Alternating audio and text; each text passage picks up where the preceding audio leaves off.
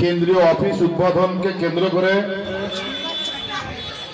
মুর্শিদাবাদ জেলা কার্যালয়ের উদ্বোধনে মেগা রক্তদান শিবিরে উপস্থিত আছেন এফএমসি ফাউন্ডেশনের প্রতিষ্ঠাতা আমাদের সকলের প্রিয় শ্রদ্ধেয় ফারুক মোহাম্মদ চৌধুরী মহাশয়।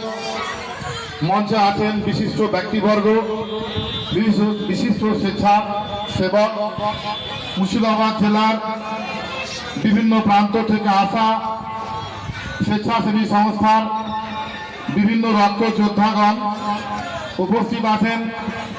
এফএমসি ফাউন্ডেশনের জেলা সম্পাদক সহ সর্বোপরি আজকের এই রক্তদান শিবিরের রিয়েল হিরো আমার শ্রদ্ধেয় মা এবং বোনেরা যারা আজকে রক্তদান করেছেন এবং আমার ছোট ছোট ভাই যারা আজকে রিয়েল হিরো রক্তদান করেছেন, সকলকে জানাই রক্তিম অভিনন্দন। আমরা রক্তদান মহৎ দান হিসেবে জানি, কিন্তু আমরা জানি রক্তদান জীবনদান। আজকে এই রক্ত আপনারা বা আমরা যারা রক্ত সর্বদা দান করে থাকি, যুব সমাজের কাছে আমাদের রক্ত যোদ্ধাদের পক্ষ থেকে এফএমসি ফাউন্ডেশনের মহতি রক্তদান অনুষ্ঠানে অনুরোধ করব, আগামী দিনে আরো বেশি বেশি করে রক্তদান করুন। আপনার রক্তে 3 জনের প্রাণ বাঁচবে।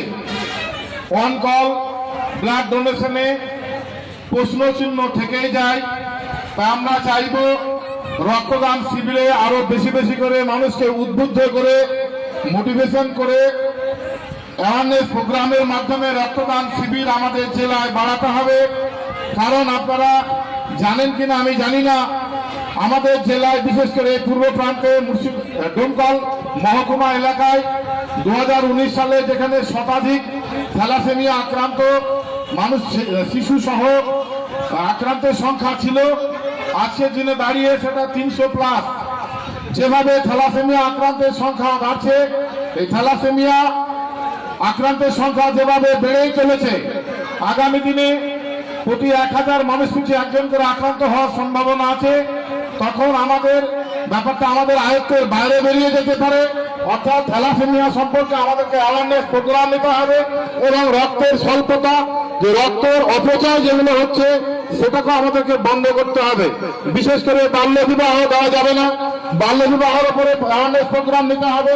আজকে আমাদের এফএমসি ফাউন্ডেশনের যিনি প্রতিষ্ঠাতা সম্মানীয় ফারুক মোহাম্মদ চৌধুরী মহাশয়ের কাছে আমার অনুরোধ, আপনি আপনার এই সংগঠনের মাধ্যমে বিশেষ করে বাল্য বিবাহের একটা প্রচার নেবেন, থ্যালাসেমিয়া টেস্টের উপরে একটা প্রচার নেবেন, থ্যালাসেমিয়া আক্রান্তের সংখ্যা যাতে কমানো যায় সেটা একটু দেখবেন। কারণ থ্যালাসেমিয়া আমাদের সমাজে যেভাবে জাঁকিয়ে বসে